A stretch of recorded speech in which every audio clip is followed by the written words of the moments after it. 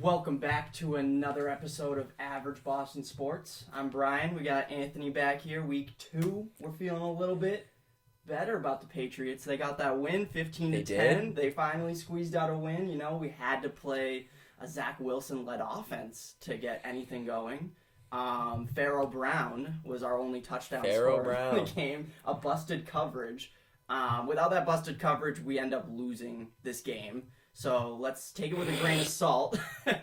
But Pharaoh Brown ends up getting the score, 15-10 Patriots. What are your initial thoughts after that win? The Jets could have won that game just as easily as the Patriots did. I mean, that last play where Zach Wilson heaves it up to Randall Cobb and it's just out of reach, like, oh my God, by a matter of inches. That is the worst loss the Patriots have had since the Miami Miracle. Yeah, like, no. It's probably worse. No, it's worse than the Vegas loss that we had last year. You think? So the Vegas loss, that one was just like, the season was already like, you could tell what was coming of the season. We were either going to be a squeeze-in wild card team who gets blown out in the first wild card game, or we're going to miss the playoffs by a game. That game was really like this. It's the seal the deal for me of last season. Yeah.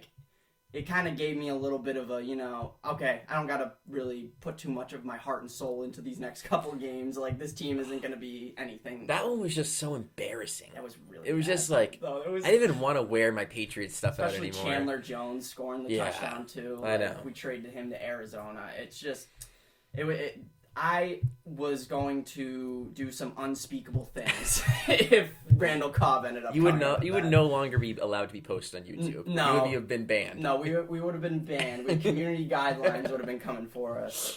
Oh man! But I mean, another game managed very well by Mac Jones, I believe. There was a few throws where I wish he could have, put a better ball out there. There was a touchdown opportunity to Demario Douglas that we missed. Well, that one was pass interference. Yeah, for sure. I mean, it was pass interference, but I mean, that ball could have easily still gotten in there. He could have thrown her over the top. Yeah, a little bit more. Right over the top. Yeah. And if we really want him to be our franchise guy, if we want Mac Jones to be our quarterback of the future, he needs to show something more than just managing the game to get a secondary contract. We just saw a guy like Daniel Jones make $40 million after making the playoffs for the first time. Yep. And, if you're going to throw that type of money to quarterbacks, and we're expecting to give Mac Jones a second contract, it's going to exceed $30 million. It's going, at this point, it's going to exceed $30 million. You saw Daniel Jones get 40. Mac Jones gets at least 30. I don't want to give Mac Jones $30 million. I don't either. And so that was going to lead into my next question here. Has Mac Jones, through 3 weeks, shown you enough where you would give him a second contract or even a fifth-year extension? I don't think just going off last year, I don't think he looks as bad as last year. I think there's definitely been improvements. He doesn't look as jittery in the pocket this season for sure. Question. He looks more composed. Definitely his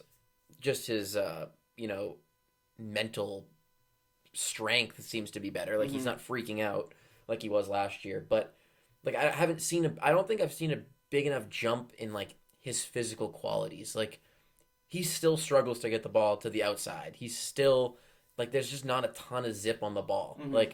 Those things, are those gonna come? Are those or is that what he is? Is he just is he pea shooter Mac? Like Rex Ryan says. And I just so that's really interesting for me because you explained the minimal zip on the ball, and a lot of people don't take that very seriously. They look at the stats of the game. Did he throw more touchdowns than he did interceptions? Did he make the right decisions? Mac Jones is really good at making decisions this year. Yeah. Last year, through the first couple weeks before he got hurt, I was really concerned, especially in that Baltimore game last year where he was throwing those horrible interceptions. It's not last week in Miami when he threw that ball to Devontae Parker and Xavier Howard just makes an amazing play on the ball. Yeah. There's nothing you can do there. I expect Devontae Parker to be able to make a play on that ball. So I don't blame him for a throw like that. Mm-hmm. But so he's limiting those type of stupid throws that he had last year, but he didn't really add anything to, like you said, the physical tools. I'm thinking of a guy like Jared Goff who came into the league and looked horrible. Small hands. Everyone said low, minimal arm strength, bad decision making, and Sean McVay slowly turned him into a guy that could get them to the Super Bowl at least. Mm-hmm. And they could have possibly won that game if it wasn't for Jason McCourty breaking up that big touchdown. So if Mac Jones can be a just Jared Goff, where he can at least develop the ability to get the ball 50 yards down the field accurately, at least sometimes, then that's someone I'm willing to invest $30+ million or even give a fifth-year option to. Right now, I'm seeing a guy that can be easily replaced. A guy that can be shipped out for a couple of picks, and we can take a guy like Bailey Zappi in the 4th or 5th round. Will Greer can step in and run this same offense that Mac Jones is running. So, I mean, I've been really trying to watch other offenses and see how they go from week to week and how the quarterbacks play. And I think that Mac Jones has the worst physical traits of any starting quarterback in the league. Wow. Really? I would go out and say that. Really? I would say that. That's a big statement. I think, like, let's think about the bottom echelon of quarterbacks right now. Desmond Ridder, right? Mm-hmm. I would take Desmond Ritter's physical attributes over Mac Jones. I would too. Who else? Has Jordan Love proven enough to put him above Mac Jones? I'd say right now they're on similar level, but I would take Jordan Love. Physical qualities. Last week he looked like a second coming of Aaron Rodgers. There was a replay where he, did that little fake handoff and roll out, and just kind of like he has that same little like sidearm sling that Rodgers had, where he puts some zip on the ball and can get that ball out in tight windows. Yep. I would 100% want Jordan Love on my team over Mac Jones. What I've seen so far out of C.J. Stroud, better physical qualities. He looks good. Even Kenny Pickett, I think, has better physical qualities. Like, he made that one throw on the run on Sunday night. Yeah. Right? Across his body. I forget who caught it. Was it Freiermuth? Might have caught it in the back left corner of the end zone.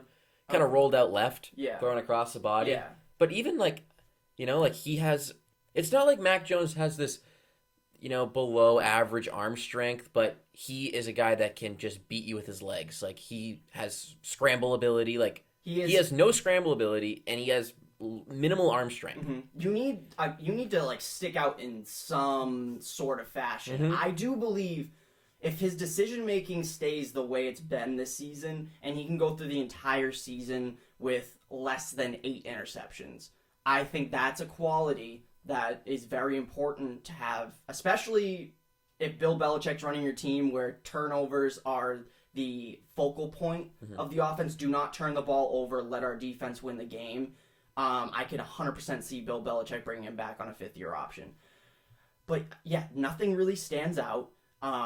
There's no significant improvement in the physical tools, and I would much rather restart and start with a younger guy who's going to be cheaper and build around him better than we built around Mac. I am not blaming Mac for the past 2 seasons. I'm not blaming Mac. There was nothing around him to help him. If he was on a team like... You throw anyone in his shoes the past 2 seasons, it's going to be the same or maybe even worse. Yeah, I look at a guy like Deshaun Watson last week. This week he was a lot better, but last week against Pittsburgh, Mac Jones in that game for Cleveland with that offensive line, those weapons around him, seeing that Nick Chubb doesn't get hurt, I would 100% have Cleveland as the favorite to win the Super Bowl. I don't like Deshaun Watson's decision making. It was better this week. Let's see what he does next week. But, you put Mac Jones with significant help around him, which is possible to do on a rookie contract when you can spend That's around. usually when you do that? Yeah, that's when you do that. Exactly. And we didn't do that for him. So this is not against Mac Jones. I think that if we weren't to give him a 5th-year option, he was to go somewhere else where they just needed a quarterback. Like, I can't really think of a team off the top of my head that is missing that quarterback. But, like, if you put him in an offense that's high power and clearly the quarterback's not making the right decisions and they have a good defense, he's going to do well. I think he's going to do great. Let's say right now, mid-season trade, right? Mm-hmm. The Vikings send Kirk Cousins to the Patriots and Mac Jones to the Vikings. Ooh. How do you think that works out for both sides? I think the Patriots become significant playoff contenders, not Super Bowl contenders, but I see them in like the fight for an AFC championship bid. Really? Maybe even like put up a competitive fight against a team like Kansas City. I love Kirk Cousins. I love Kirk Cousins. I've always been a big Kirk Cousins guy. He's always top 10. He has more physical tools than Mac, and I believe that he has worse decision making than Mac. Obviously, he has a guy like Justin Jefferson, where I've seen like at least 15 balls this year where I'm like, what is Kirk doing? What is he doing? And Justin Jefferson still comes up with it. Like that throw, Buffalo 4th and 18 last year. Yeah. And he makes that catch. Like he just went, yeah, I'm going to throw it. Like there's a lot of balls that Mac Jones puts out there that the receivers, if they were high talent receivers, we would have he would have a lot more touchdowns on his stats. He would have a lot more big plays on his stats.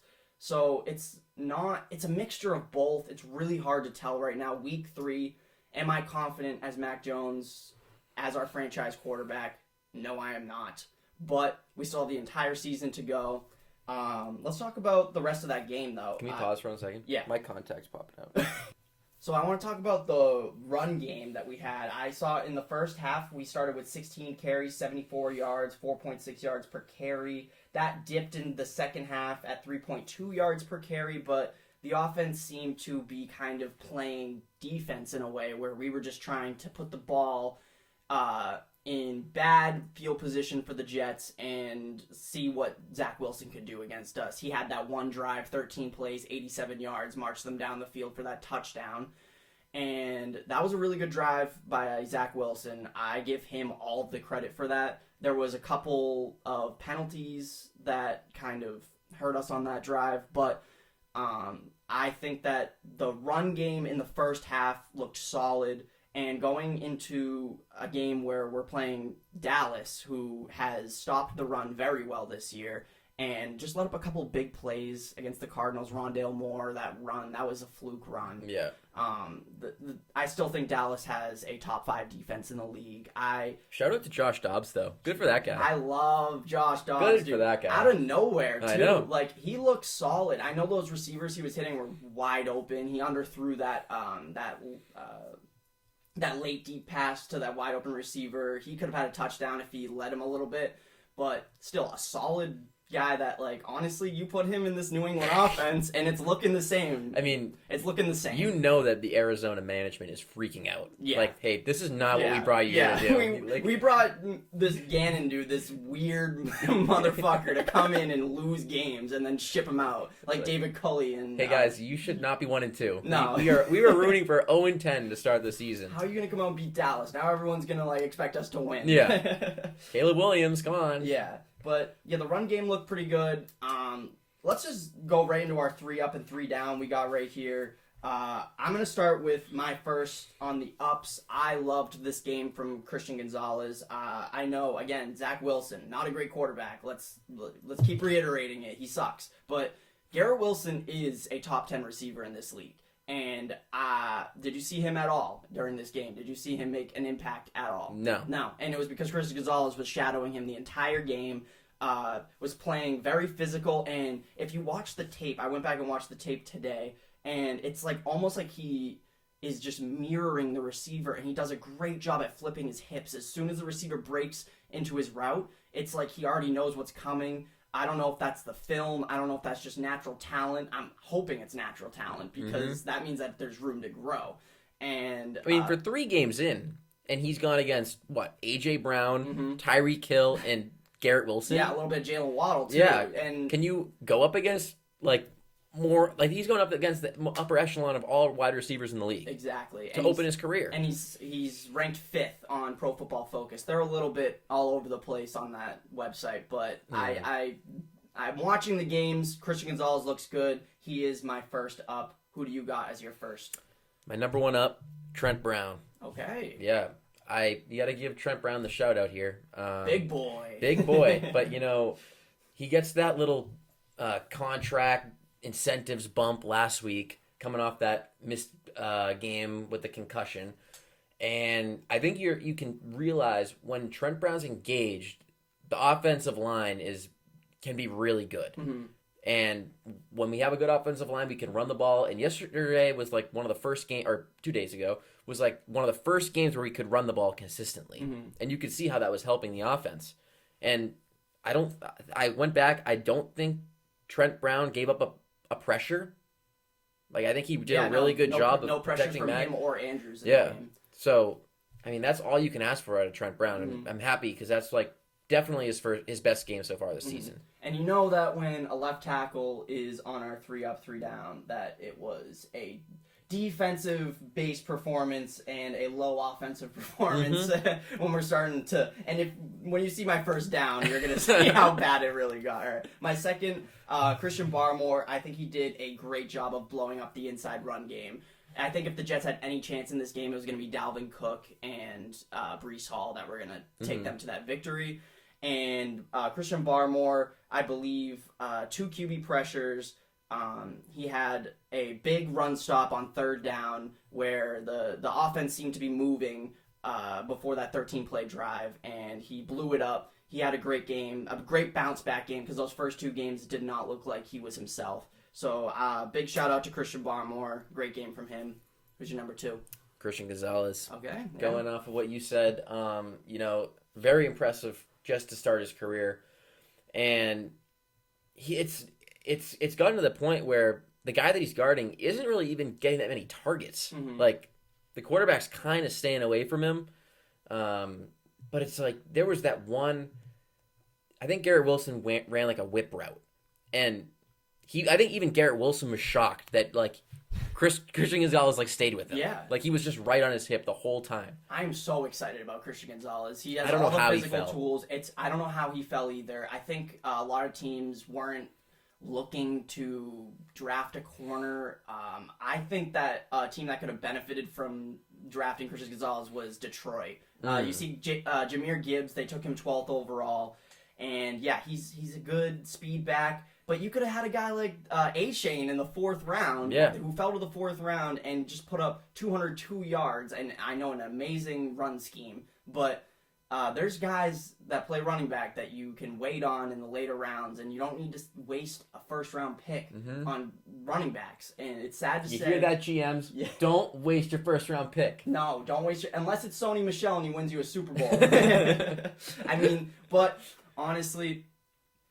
Detroit definitely could have benefited from having a guy like Christian Gonzalez. Has all the physical tools, plays the receiver so well. I haven't really gotten too in-depth on his run defense or his tackling, but who cares about the corner and his run defense? Yeah. If you can lock down the best receivers in the league, you're going to be in this league. You can't do everything. You can't do everything. Yeah, exactly. So I love that from you. And number 3? Yeah, my number 3. I had a toss-up between Ezekiel Elliott and Jabril Peppers. And so Jabril Peppers, 2 punt returns, 25 yards. I think Demario Douglas bobbled his first punt, and they ended up putting Peppers back in to receive the punts. He was a great punt returner at Michigan. He returned a couple for a touchdown in Cleveland. And I think he can be a phenomenal punt returner for us, get us good field position, and he has never fumbled on a punt in his entire career. Knock on wood. Knock on wood. Mm-hmm. So, if you're really, if you're looking at a guy like Pop Douglas and you're like, wow, he's a really good playmaker, but I'm, a little bit worried about his ball security and, things like that a rookie usually, comes into the league and struggles with. You put a guy like Peppers out there, all you need to do is secure the ball and get us a couple yards, get us some good field position. That was good. And Zeke, 16 carries, 80 yards. He looked a lot more efficient than Ramondre Stevenson. I think that when Ramondre Stevenson doesn't get those, those rhythm carries where you're just kind of giving him the ball 3-4 times in a drive, and he doesn't have that time to kind of build on each carry. I don't think that he succeeds very well, and Zeke came in here on a game that Ramondre just didn't have it, and he provided stable rushing offense for us, and that was big in this game, in a 15-10 game. He looks a lot better than Dalvin Cook. Yeah. Looks like he has way more left in the tank. That could be the Jets' horrid offensive line as well, but I drafted Dalvin Cook in fantasy last year, and I watched a lot of Vikings games, and because Vikings are my second favorite team. Yeah. And he did not look good at all last year. One of my favorite TikTokers, Theo Ash, put out a list of 41 running backs that he thought were better than Dalvin Cook during the 41. And honestly, you go back and look at that list, and all of those guys he put in front of Dalvin Cook are having a much more efficient season. So shout out. Yeah, honestly, shout out for the Patriots not picking up Dalvin Cook and end up getting Zeke. Rough first two games for Zeke, but I liked this game from him, and if he has a couple more like this, I could see that being worth $6 million that he got. Fair. I agree. Who do you got as your third? The savior, Pharaoh Brown. You gotta give him the third up. That was great. That was a great little seam route that he ran, and then he kind of put the burners on. No, yeah. He had a good finish there, getting to the end zone. Played great fullback for us. Yeah. And since we've lost Jakob Johnson, we really haven't had a stable fullback. No. So, step in, play some good fullback, and he's a great blocking tight end. He's been on the 3 tight end sets. Yeah, and Gesicki's not the best blocker, so if you're going into a run scheme type of offense and you pull him out and put Pharaoh Brown in, I think that could be a pretty underrated pickup. That just throughout the rest of the season. I think he could potentially have a couple big plays like he had 2 days ago. He's comfortable in Bill O'Brien's offense. He used to play in Houston, and Bill O'Brien was big on getting him into the system, getting him in for cheap. And yeah, I love the pickup so far. It was a busted coverage that he scored that touchdown on, but everything else with that touchdown that he did, all the dirty work, I believe he had a very good game, and I would have put him in my 3 up if that touchdown was more of based on him than just a bad coverage. That's fair. So yeah, I will say though, probably one of Mac Jones' better throws of the game. Oh yeah, because that was right in stride. Right in stride, and that's a throw that sometimes it could be tough for him. Yeah. I hate to say it, but you put that on the money. If you don't put that on the money, a guy like Pharaoh Brown is going to get tackled. Yeah. So there was no room for error on that throw for Mac. Great throw by Mac, and finished by Pharaoh Brown. So let's go into our 3 down, and this is how you know. This is how you know the game was a shit show. So our first down for me is our long snapper, Joe Cardona. Oh, he was pretty bad. He cost us 6 points in that game, and the little things. Bill Belichick always, hammers down on the little things that win you games. And, you don't notice it when you're a fan, you're a casual fan watching on your fantasy teams, looking for who's scoring the most points. Oh, the Patriots only put up 15 points. They could have had 21 if it wasn't for the long snapper, whose job is to snap a ball through his legs accurately. He goes to work 7 days a week and snaps a ball through his legs. Didn't he just get an extension? Isn't he one of the highest paid long snappers in the league? Yeah, I think he is the highest paid long snapper. Bill Belichick loves paying his special teamers. So, if you're going to be, recognized as the best long snapper in the league, you better be 100% automatic. You have one job. And I listened to the New Heights podcast with Jason Kelce and Travis Kelce.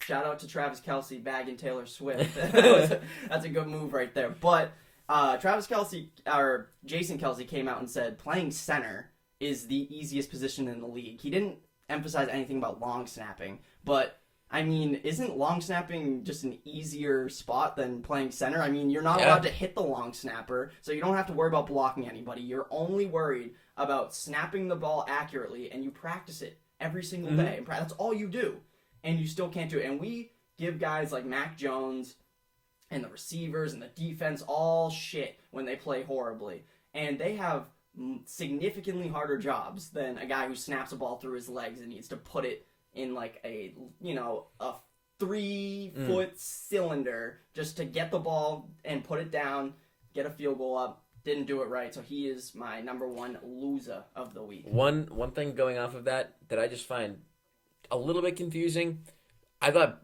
2 of those... What did Chad Rowland miss 2 kicks? Yeah. I believe. Yeah. 2 of those, it's like in that first game against Miami, they were so hesitant to roll him out there on shorter kicks in pretty much the same conditions. But then yesterday, they're like, send him out from 50 yards. Yeah. It's like, So do you trust him or do you not trust him? I think that says a lot more about what we saw in the Jets offense versus the Miami offense. That's fair. Because if you miss a 57-yard field goal and you're giving Miami midfield position, they're probably going to go down and score a touchdown.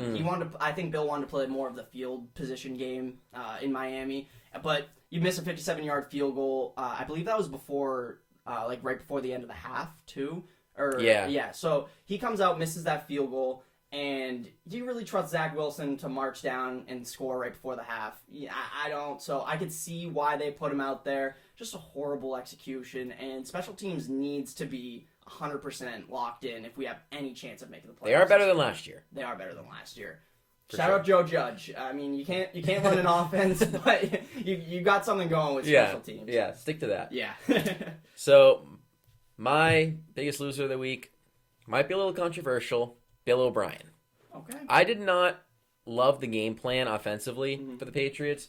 I think that anytime that you're going into a game trying not to lose, you're going to set yourself up for situations like this past week where the Jets have a chance on the last play of the game to win the game. You know, there was 2 throws late in that fourth quarter, both on third down, directed towards Juju. Yeah. I don't like either of those plays. Oh, my God. I don't like Juju Smith-Schuster on a fade route when the guy can't run. And that should not be the number one target on that play, on third down.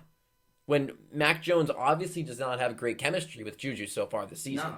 And I just, between that and I just didn't think they were aggressive enough at times. Like, I know that they were trying to play the field position game, but at some point, you have to try and win the game and just not lose it. Yeah. And it's weird because in Houston, it seemed like he was balls to the wall type of guy. He ran an offense with Deshaun Watson that was, spread it out, sling the ball around. I know you got DeAndre Hopkins and you had, a top 10 quarterback at the time in Deshaun Watson. But where is that offense? Where is that, high-powered... Bill, I'm going to need you just to run the ball today because we don't want to give Zach Wilson the ball. That's where that went. Exactly. Do you think that Belichick, has...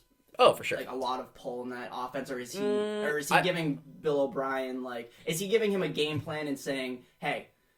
here's the game plan. Do whatever you want. Personnel is up to you, but this is how we're going to play offense. Or is he saying, you're the offensive guy, I'm the defensive guy, you control the offense, and I won't touch it? I don't think Bill O'Brien plays as cautious offensively if he has full 100% say in what they do. I 100%. I think Bill Belichick was behind the game plan offensively, at least this week. Yeah, and you could see Bill O'Brien getting a little frustrated on the offensive side. On the sideline. When we're on offense, you can see that he is, for one, hesitant to throw the ball on third down. Something that I was looking into his stats in Houston, and it was I forget the actual numbers, but they were statistically a more throw it around type of offense on third down. We're running the ball on third down. I know the conditions are bad. I know Zeke was getting efficient carries, but yeah, like you said, I think Bill Belichick is in his ear, at least in the team meetings throughout the week, saying, hey, we're playing it safe this week. Zach Wilson, we're gonna trust our defense here. Well, yeah, all of that murmuring. All of that. But that segues into my second loser. I had Juju Smith-Schuster. Me too! Let's go! And yeah, he is a bum. His knee, I hate shitting on professional athletes. I am such a big sports fan. Yes. I love to respect all professional athletes and what they have accomplished to get in the position where they are. But, a guy like Juju Smith-Schuster, you give him $33 million, and I can't get over the fact that Jacoby Myers signed for less in Vegas. And there was... on the Sports Hub this week, they showed a clip side by side, Juju on that fade route falling down backwards, where he just completely muffed the route and could have been a big play if he stayed on his feet. And there was a clip right next to it where Jacoby Myers, perfect footwork, and just kind of catches the ball on the sideline, and Jimmy Garoppolo puts a bad ball on the sideline. He still comes up with it. And you're gonna pay a guy $33 million a year. I think that he should be able to outshine, the 6th round pick Demario Douglas, who only got 24% of snaps this week. And, we don't really know too much about is he running the right routes? Is he blocking well? Is he doing the things that the coaches are asking him to do? We don't know behind the scenes what goes on in practice. But you watch the games as a fan, and you're like, come on. Like, this As guy... your highest paid receiver, you need to be doing more. Yes. And you take away a guy like Jacoby Myers, who had great chemistry with Mac Jones, and you give him a guy like Juju Smith-Schuster, you're expecting Juju to come in and have at least something else to give over that chemistry that you're giving up. And so that's got to be either big playability, great hands, maybe he's good at reading defenses and can find that soft spot in the zone. It doesn't look like he can do anything. I mean, I'm going to be honest. I was supportive of the move in the offseason. I liked the Juju signing. But that if I had known how bad his knee was, I would not be if he's a healthy Juju, like how he played for the most part in Kansas City this past season, I think that's a good signing. Yeah. But with how it looks out there now, and if I'm assuming I know we talked about last week, someone must have done a physical. Someone must have known how bad his knee is. No, who were the team doctors here? Oh yeah, it looks good. Yeah, give him $33 million. They're like, yep, okay, knee looks good. Yeah, give him the little the little joint test. He has reflexes, so I guess he's fine. Yeah, like the same physical you get when you're starting 8th grade soccer. Juju, can you touch your toes? Yeah. All right, he's good, Bill. Sign him up. A little hernia check. Yeah, he's good. But can I also say, yeah, Juju had an awful penalty that sparked the Jets going down and scoring when he had that stupid blindside block on Mosley. Oh, yeah. And then it was that killed that drive, and then the next drive, Jets go down. Zach Wilson leads them down the field. Probably his best drive of his career. And having Belichick as your coach, those little things are supposed to be the benefit of having Bill Belichick as your head coach. The little things that we don't mess up, we don't have penalties, we don't make stupid plays. And I hope that this week, I think this is the week that we've seen 3 weeks of Juju. We've seen it doesn't work. We've seen the screen passes to him trying to make a play. Does not work. Week 4, I am trusting that this Patriots team will put the best players on the field. They will put Demario Douglas on the field more to make plays against this insane Dallas Cowboys defense. And with Juju, kind of shit in the bed these first 3 weeks, and I know he's worth $33 million. We're already giving him that money. And I think that Bill Belichick really needs to, make a decision and say, okay, who are our best receivers? I don't care how much you're getting paid. I don't care where you were drafted. Who's the best for this offense, and put them out on the field. And if Juju sees more than 70% of the snaps again, I'm going to flip my shit. My thought is I'm willing to give it one more chance this week. If it looks like it has the past 3, I think you have to maybe sit Juju down and say, go on IR for 4 weeks. Rest the knee, because how you're playing out there is not helping. Tyquan Thornton comes back off IR. Okay. Coming after this week. After, what was it? His shoulder? Yeah. Something like that? Yeah. Shoulder? Yeah. So he'll be back. So maybe replace some speed for Juju. We need something. We need something. But it just continuously rolling him out week after week, that when he's clearly not 100%, it's not doing anyone anything good. And I feel bad for Juju a little bit because, it's not his fault. No, I was really excited about the Juju signing. Nobody wants to be injured. Yeah. And he's obviously injured. And he's trying his best, but at some point you're hurting the team. Exactly. And, go rest up. Maybe even designate this entire year to rehab, because we got him for 3 years. Designate this entire year for rehab. Clean up procedure if you need to clean something up in there. Exactly. And just kind of start from scratch next offseason, because what's going on right now, if you're on the field in the NFL as a receiver, you need to stand out in 3 ways, I believe. The 3 ways are either you can read a defense and find the soft spot in the zone, like a Travis Kelce, a Jacoby Myers on a lesser scale. Jacoby Myers played college quarterback, so he had that ability to read defenses and find the soft spots. He was a guy that could get you 3rd and 7, he'd get 8 yards every single time, as long as Mac Jones put that ball in the money. And so, what do you see from Juju if he's not reading the defenses? He can't take the top off a defense, obviously, at this point in his career. And doesn't have reliable hands. He's had about 4 drops this year, really crucial drops at that. And and stupid penalties. Yeah, and stupid penalties. Like, what are you doing? What are you doing out there? He's got the Tony Snell stat line. No, yeah, he's out there running track. Yeah. We're paying him to do cardio out there. And so, yeah, that leads into my third down. I hate to say it. My favorite Patriots player, Ramondre Stevenson. I know he wasn't able to get into a flow of things. There was a couple bad drops he had. Mac Jones didn't really give him a good throw on a screen pass that could have broken out for a big play. And he ended up, and it's in his vicinity as a running back, as a guy that was drafted because of his dual threat ability to be able to catch the ball and be able to be a power back, something that Bill Belichick really liked in the draft. He wasn't making the great catches. He wasn't really being patient in the backfield like Zeke was. I feel like Zeke was taking more time, letting the holes develop and finding, 4 or 5 yards every time. And Ramondre was trying to break one off. It seemed like there was a play where he went up the middle and he had a hole open. All he had to do was, beat one guy. And that's something that I know Ramondre can do. But he bounced out to the outside and ended up only getting 1 yard. And so next week I want to see a little bit more involvement with Ramondre Stevenson in the offense, but also I want to see him play a little bit smarter and, hammer down on those possession catches. Yeah, I mean, we know how good Ramondre can be. Yeah. And the first 3 games of the season, it hasn't been to his standard. I had him as my running back 9 coming in this year, and so I had big expectations for Ramondre, and I thought he was going to break out this year for the casual fan. I thought people were going to start recognizing him as a top 10 back. We haven't really seen that aspect of his game yet, but it's a long season, and I'm still pulling for you, Ramondre. And next week he'll turn it around. Yeah, he'll turn around. I'm not worried about it. Yeah. So who's your third loser? Well, you know what?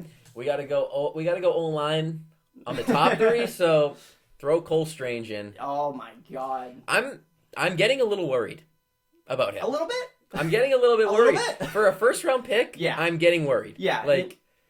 Honestly, so when that draft happened, when Belichick took him in the first round and they had projections for him in the 4th round. At first, I was going, who are these guys to tell Bill Belichick who to draft? I know he doesn't look at any any reports, any Fucking hey, why? I deleted so much. How many minutes? What are we at right now? We are at 37. Sorry about that.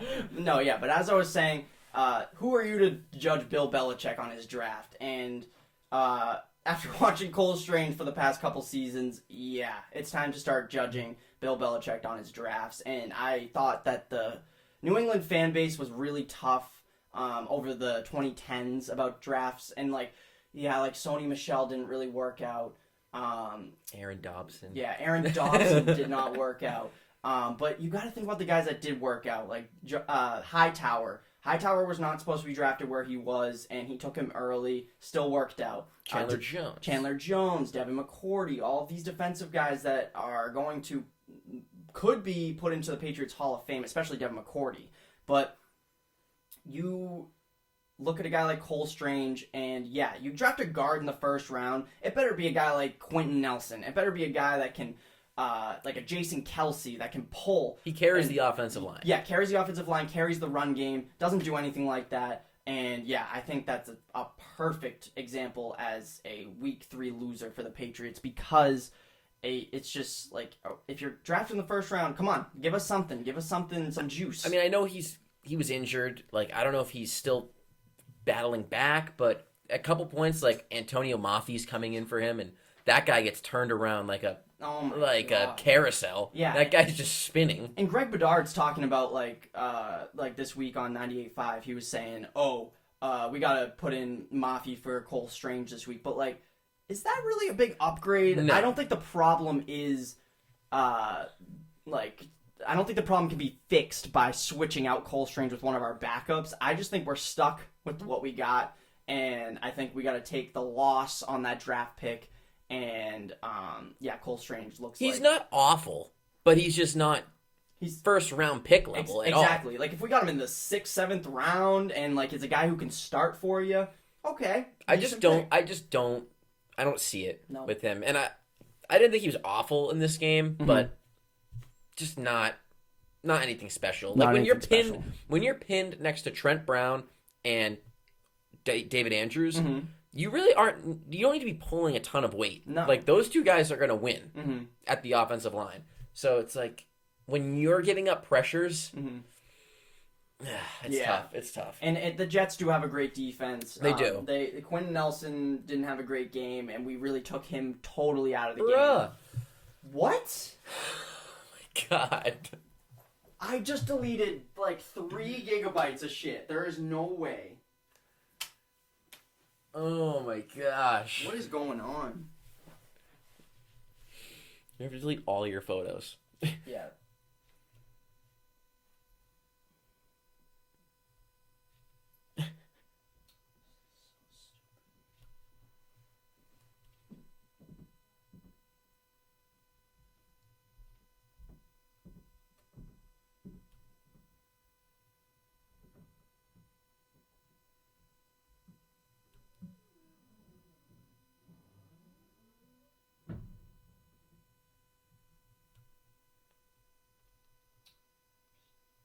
Deleting random shit right now.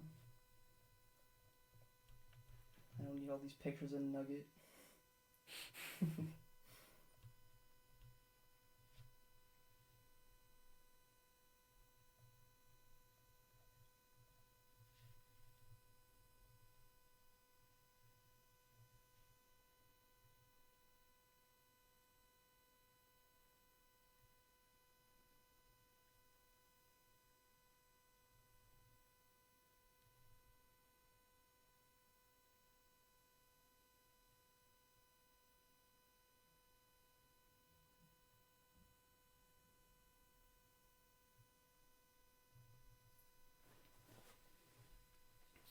Okay. Let's try it again.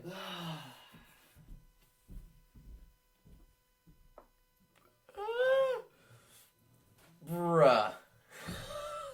What are we gonna do? I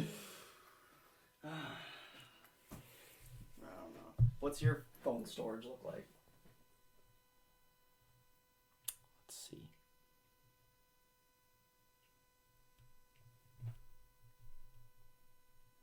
I have 37 gigabytes available. You want to just use your phone then? Should we? Yeah, it'll look different, probably. We can. From Yeah. let me just fucking delete like way too much, and then No. maybe next week. I'll start using it. Yeah, you could start using it. It's just because I have this old phone, so it doesn't have a lot of Yeah. storage. Because I don't use half of this shit on here.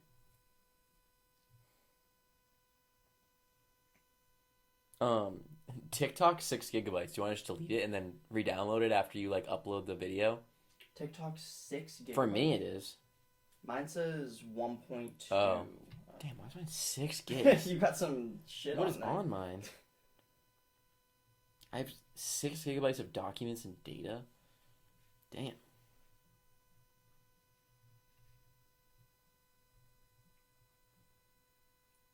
Let's see. That should be.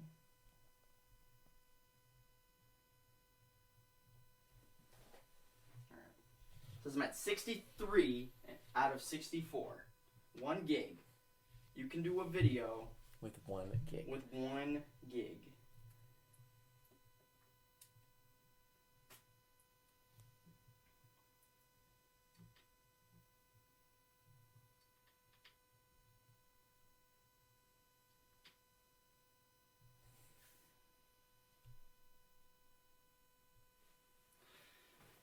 Alright, let's just. Oh shit. So we're going to introduce a new segment for you guys. We're going to do a weekly lazy take of the week within Boston sports media. It's a lot of them. A lot of them. A lot of lazy takes that we're very frustrated with. These old people who have jobs already. They can just say whatever they want and they're going to get paid. They're not going to get fired. Doesn't matter. They don't have to do their research. Anthony's got a very interesting lazy ass take for you guys this week. Let's hear it. This one is from Mr. Anthony Maserati over at the Sports Hub. Oh, Tony. He's classic. He's a classic for these. Classic fraud. Yeah. So his take this week was that this was following the loss in Miami. He believed that Brandon Staley of the Chargers and Bill Belichick should be the two coaches fired. And as of now. So let's just think about that logistically. And he said that he would have fired him 2 years ago. Tony, stick to baseball, buddy. Come on, like even that. Yeah. And it's like not a lot of people talk about baseball. Yeah. At least he like knows what he's talking about. Yeah. Like, at least he knows the players on the team and stuff. But yeah, I mean, how are you gonna come out and say 2 years ago Bill Belichick needs to be fired after winning 6 Super Bowls in the past 20 years and coming off 1 year of not having the best quarterback of all time on your team? Yeah, there's gonna be a little bit of rough patches, but analyze that a little bit on yourself. Yeah. I just think it's. Are you reacting because of 2 straight losses? Like, I know, like we were talking about last week, like, if it continues throughout the rest of the season, then you have a case. But based on 2 weeks, I'm not firing the guy. And if we have 4 wins at the end of the season, yeah, we're going to have to talk about it. You have to talk about it, and it have to be a mutual agreement. Yeah. And that man will never be fired. I can guarantee you right now. I'm saying it on the podcast right now. Pull up this clip later on. Old takes exposed. Old takes will not exposed. will not even be close to this. No one's going to be using this clip. Bill Belichick will never be fired. If he's ever gone from the team or ever decides to go to a different team, it's going to be a mutual parting of ways. And, Tony's just looking for clicks at that point. He's looking for something to say, something to spark the callers. I get it. I get the whole shtick. I get the whole, the radio agenda. Yeah, I get it. And that's why my passion for sports radio is kind of diminishing, because I listen to these guys and they're entertaining. They're really entertaining, but do they know like anything about sports? Do they know enough to tell Bill Belichick, six Super Bowl winning as a head coach and 2 as a defensive coordinator on the greatest defense of all time in New York? Do they have the authority to look at his performance and go, you should be fired? Maybe you should be fired, Tony, for that horrible take. like Bill Belichick should get on a podcast. Bill, if you want to come on our podcast this week. Yeah, Tony, I think Tony should be fired. Because I've had a lot of success over my 20 years. Yeah. But yeah, that's just one of the many lazy takes this week that also to throw his name in there with Brandon Staley, like the worst coach in the league by far, this week ends up going for it, going for 4th and I don't know how much it was, but he 4th down on his own 24-yard line, winning the game, and gives Kirk Cousins a chance at the 24-yard line to get a touchdown instead of punting the ball. That's a classic Bill Belichick move right there. Like, a smart move that, like, the casual fan, like, why isn't he going for it? Why isn't he going for it? No, you want to get the ball. Make them win. Make them win. You're up 4. It's not like if they need a field goal, are you going to... Yeah, it's different. Yeah, it's different. But, no, you're up 4. Kick that ball away. And, worst coach in the league. Maybe he wants to be fired. Maybe he's trying to get out of there. Honestly. Maybe he wants to just, like, go be with, like, with Kingsbury. Yeah. Cliff Kingsbury. Yeah, the one the Cardinals' old coach. And that they were like, teams were reaching out, and he's like, yeah, I'm just down in like Cabo. Yeah. I'm not coming back. Yeah. Maybe that's where he wants to go. Yeah, make your money. Dude, if it's just like, if you made your money and you want to go, just go. Yeah. Like, give the Chargers fans a little bit. You have to bring the franchise down. First they take their franchise away from San Diego, and the San Diego fans are loyal enough to stay, I believe, and, root for their team, and then they're given this head coach to manage the team, makes the worst decisions. That team is way too talented. Way too talented. Imagine Bill Belichick with all that talent. Yeah. So that's why you never put that in the same. You never put them in the same conversation, because Bill Belichick has that Chargers team. They're a Super Bowl winning team. They're going to win the Super Bowl. I agree. So yeah, horrible take. Tony Maserati, check yourself, man, because if you keep doing these bad takes, we're going to be calling you out every single week. And we're going to go straight into the Patriots' Week 4 matchup against the Cowboys.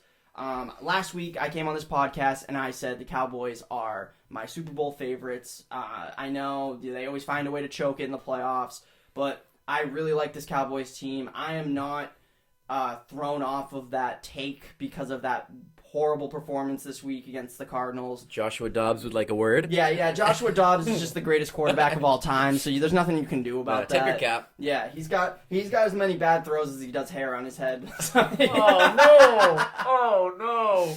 Yeah, it's a little compliment with a little side. Yeah. Oh no! He got a stray. But going into this week, what are some key aspects of our offense that you want to see either switched or enhanced in this game for the Patriots to pull out a win against a team that's probably going to be favored 6 or 7 points? I mean, I think we're going to have to get the ball out quickly. I think we're just repeating what we say because we've been playing some really good defenses. Yeah. But it's like, Micah... Fucking kidding me? Get the ball out quickly because when you're going against Micah Parsons, like the Van Der Esch, like the great defensive line and linebackers that they have. Dan Quinn. He has a great scheme over there. I've just recently been getting into like reviewing defensive schemes and everything.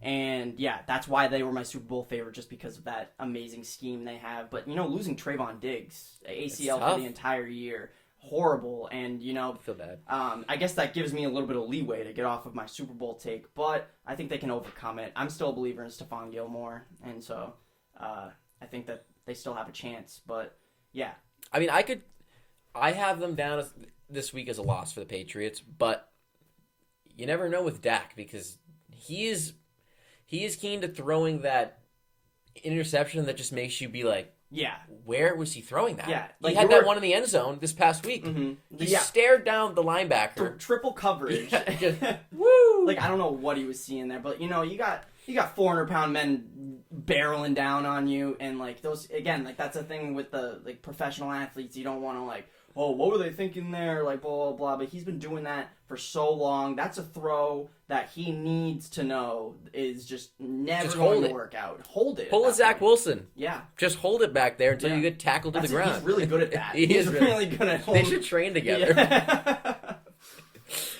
Oh man, but it's going to be another tough week for them. I mean, if they go 1-3, you got the Saints coming up with Derek Carr has that AC joint injury now, so I feel confident that the Patriots can beat Jameis Winston at home. I would feel confident about that. I would too. I think that he's prone to bad decision making. Perfect quarterback to go against Bill Belichick. He is very good at manipulating his defense into making quarterbacks think they got something open, and someone ends up shortcutting the route. And yeah, that's I think a lock at this point now that Derek Carr is gone as a win for the Patriots. These 2 next weeks are looking a lot more winnable than they did to start the season. Definitely. I could definitely see a scenario where they'd come out 3-2. Yeah. Out of the first 5 games. I think my biggest key is you're the New England Patriots. You've prided yourself on the fact that you don't make stupid decisions and that you let the teams lose the game and you protect the ball enough and you don't make stupid penalties and you give Dak Prescott the chance to lose the game. I think that the biggest key of this game, minimizing those stupid penalties, minimizing turnovers if Mac Jones doesn't throw an interception, and the run game is somewhat efficient. I can see the Patriots coming out here and definitely covering the spread if you're a better covering the spread, but even squeezing out a win. And a win against the Dallas Cowboys right now would be very, very good for just like the locker room aura, just like the energy around this team. The media will start talking about us a little bit more realistically. And I think this is a very, very big week and a very telling week for this team moving forward. As we wrap up, I have one stat that I think we can end it with. Okay. Out of the last 9 wins for the Patriots, oh boy, 8 of those have come against a backup quarterback. That one win was against Jared Goff last season with Detroit at home. Bailey Zappi. But this is a chance. It's another chance for the Patriots to beat. I wouldn't call Dak Wilson. Dak Prescott. I hope he's Dak Wilson next week. Dak Prescott, an elite quarterback, but he's a starting quarterback. Fringe in this top league. 10. Yeah, for sure. So, this would be a real. I heard people talking about it. Like, this would be the best Patriots win since Tom Brady has left, if they win. I can't disagree with that. So we got an opportunity for a big week this week. I want to come back on this podcast next week and talk about how the Patriots defeated the Cowboys. And I want the media, because you know the media. I want to be sitting here like Stephen A. Smith. Yeah, and you know Stephen A. Smith's going to be talking about this game if the Cowboys lose. Oh, yeah. So, yeah, I'm excited. I, give shit to this entire organization since Tom Brady left. Fine. You want to talk about how boring this team is to watch? Fine. You go out there, we have a boring game where we beat somebody other than the Jets in a boring 15-10 game. I'm going to be jumping out of my seat in excitement watching this team put up 15 points and hold Dak Prescott to just 10. That might, if you can do that, that might just be the recipe. Yeah. Like, you just got to make it as ugly as possible, make as little mistakes as possible, and the thing's over. And I just want to say, you know what? Let's just fucking end it. Let's just fucking end it. That's it. All right. Should we? We should. Can we get like 3 seconds just to be like? Yeah. All right. Yeah, I'm gonna delete another app. Let's see. The PlayStation app. Next week, I'll for sure. All right. I'll for sure record it. Or if we have the camera, maybe. True. That'll be nice. Well, what day is the 2nd? 2nd is Monday. Next Monday. Oh, so perfect, yeah. All right.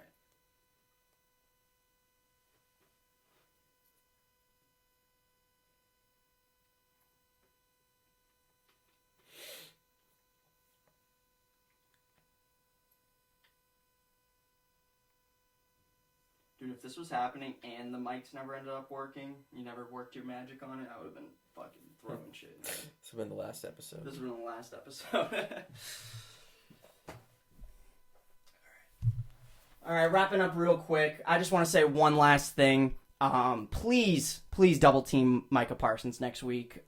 Trent Brown, you're going to be our X factor. We need you to hold down Micah Parsons. Cole Strange needs to help, needs to do a little bit better job because that is the best defensive player in the league. And if we have any chance of winning this game, we need to push the ball downfield, take advantage of the fact Trayvon Diggs is out on the Cowboys. And we're not going to be running the ball, for big gains. I think if we run efficiently and Mac Jones makes a couple of big plays, just a couple of deep throws down the field, really space out the defense, and we have a chance of winning this game, I believe. Do you have an X factor next week that you believe could lead us to a upset victory against Dallas? I'll give it to Zeke. Zeke against his a revenge game against his former team. Yeah. You know what? Make him pay for not wanting to re-sign him. They definitely could have used him last week in that game against Arizona. Oh yeah. So let Zeke cook. Let him eat. Yeah. Let him eat. Let him eat. And McCorkle, I swear to God, McCorkle, I was hyping you up. I've been a big hater on you all off season. If you go out there and throw 3 fucking picks, this is gonna be a bad podcast for you to watch. 'Cause I know you watch this podcast. Right? Yeah. Don't act like you don't watch us. All and right? Cole Strange, if you get spun around, yeah, by Micah Parsons, we're gonna be playing Right Round by Flo Rida. There's gonna be something strange going on. It's gonna be my fist up your ass. All right, catch us next week. Average Boss of Sports. Follow us on TikTok. Yeah, follow us on TikTok. We're gonna be making an Instagram too.